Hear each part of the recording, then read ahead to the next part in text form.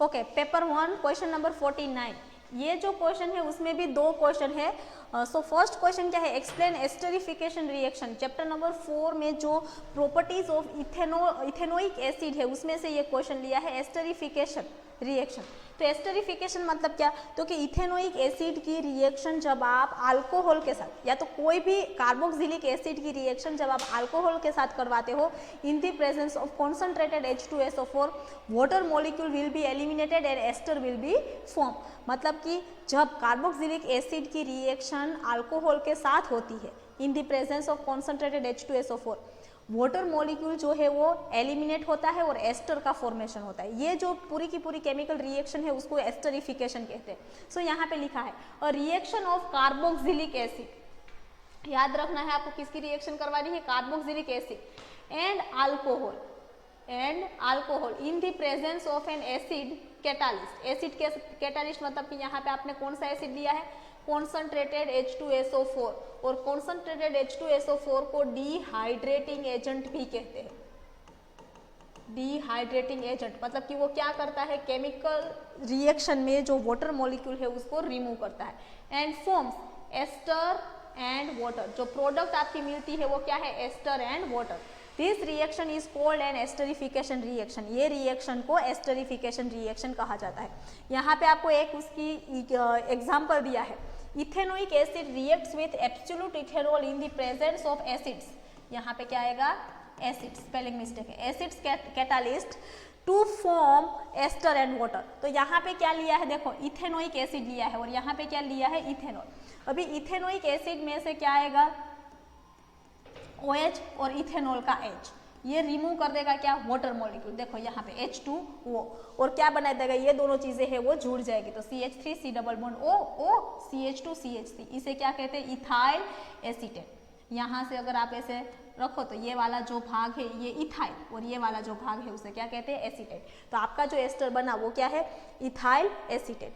अभी एस्टर्स की प्रॉपर्टीज यहाँ पे दी है। एस्टर्स आर स्वीट, स्वीट नहीं sweet, esters are sweet smelling liquids and are used in making perfumes and flavoring agents।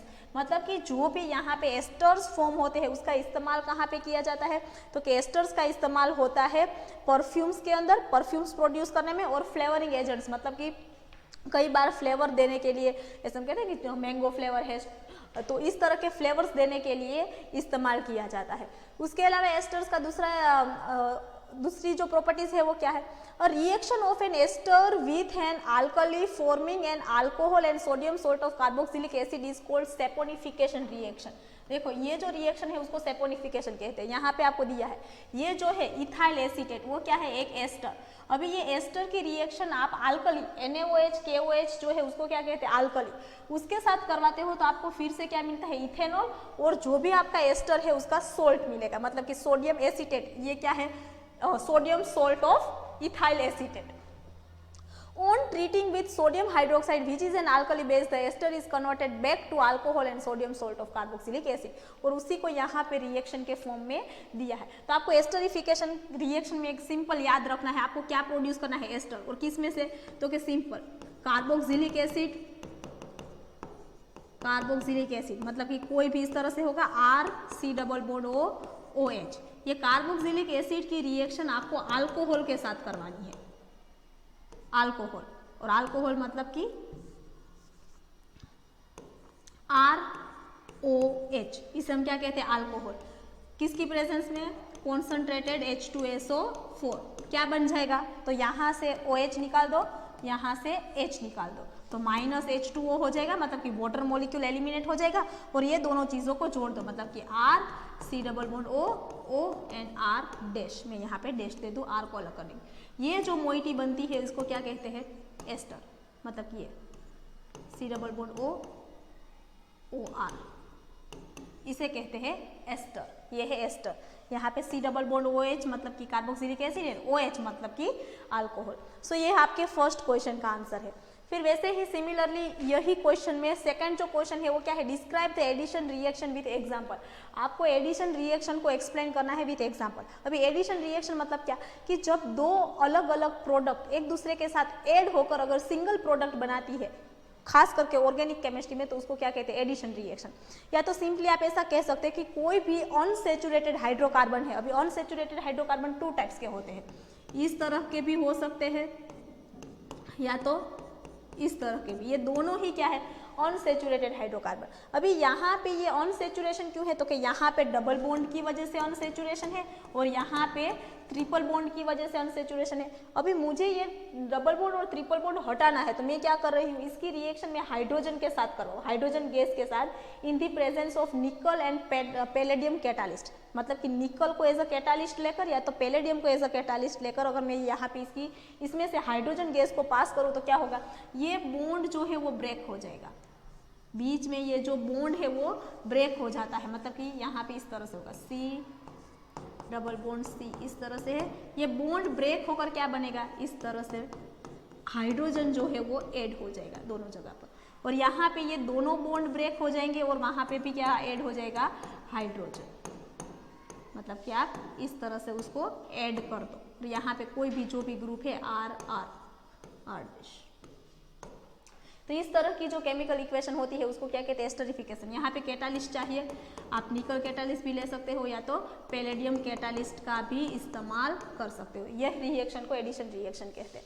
यहाँ पे लिखा है a reaction in which another molecule is added to an organic compound to form a new organic compound is known as addition reaction. मतलब कि आपके पास एक organic compound है और उसमें आप किसी दूसरे मॉलिक्यूल को ऐड कर रहे हो और वो दूसरा मॉलिक्यूल जब ऐड हो जाता है तब आपको एक नया ऑर्गेनिक कंपाउंड मिलता है। इस तरह की जो केमिकल इक्वेशन है, रिएक्शन है, उसको क्या कहते हैं, एडिशन रिएक्शन। और इसके अलावा आप क्या कह सकते हो, reaction in which two reactants combine to form a single product is known as an addition reaction. देखो कॉम्बिनेशन रिएक्शन जैसी ही डेफिनेशन है, लेकिन ये खास कर ऑर्गेनिक कंपाउंड्स को प्रिपेयर करने के लिए इस्तेमाल होती है। अभी यह कहाँ पे इस्तेमाल किया जाता है, unsaturated hydrocarbons add hydrogen in the presence of catalyst such as palladium and nickel to form a saturated hydrocarbon।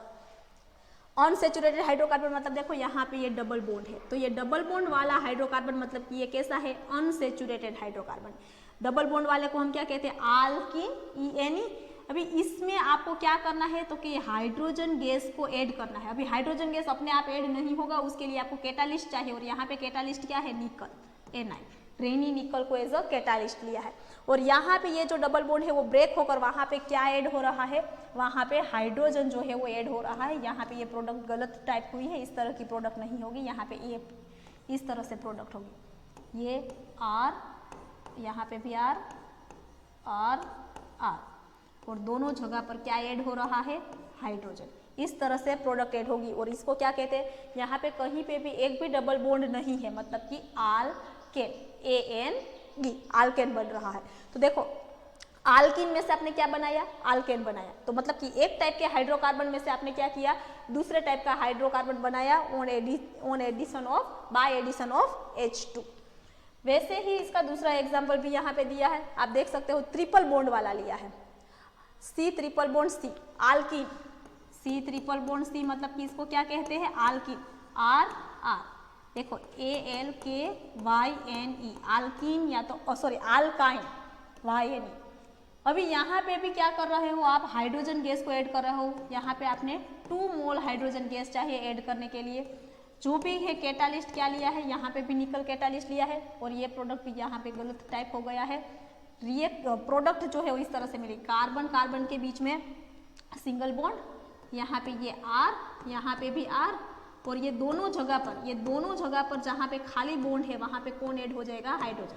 4 hydrogen atoms add हो रहे हैं, इसीलिए यहाँ पे क्या लिया है, 2H2 गैस। तो इस तरह की जो केमिकल इक्वेशन रिएक्शन है उसको एडिशन रिएक्शन कहते हैं। अभी this reaction is commonly used in the hydrogenation of vegetable oil using a निकल कैटालिस्ट। मतलब कि इस तरह की जो केमिकल रिएक्शन है उसका इस्तेमाल कहाँ पे किया जाता है, हाइड्रोजिनेशन में। अभी हाइड्रोजिनेशन किसका होता है, तो के जो वेजिटेबल ऑयल्स होते हैं, वेजिटेबल ऑयल्स,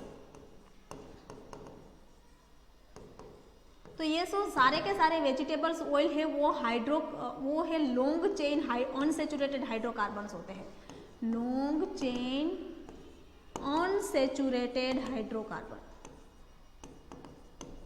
ये सारे के सारे क्या होते हैं, अनसैचुरेटेड हाइड्रोकार्बन।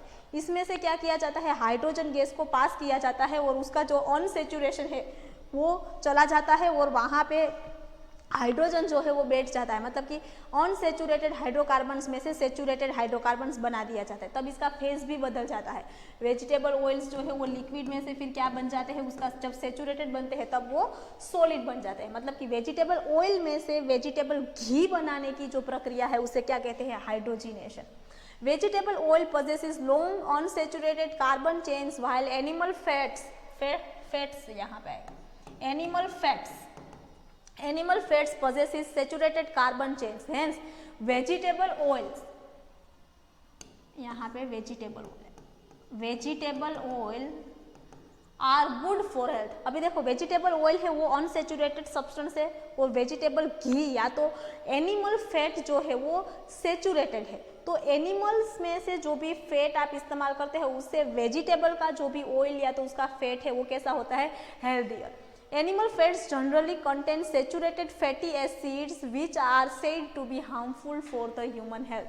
मतलब कि एनिमल्स फैट के अंदर सेचुरेटेड हाइड्रोकार्बन्स जो होते हैं वो ह्यूमन हेल्थ के लिए बहुत ही हार्मफुल होते हैं। और ह्यूमन हेल्थ के लिए हार्मफुल क्यों होते हैं, तो इसके अंदर LDL होता है, मतलब कि हार्मफुल कोलेस्टेरॉल होता है, जबकि वेजिटेबल ऑयल्स के अंदर HDL होता है। HDL मतलब कि वो जो कोलेस्टेरॉल है उसको गुड कोलेस्टेरॉल कहते हैं।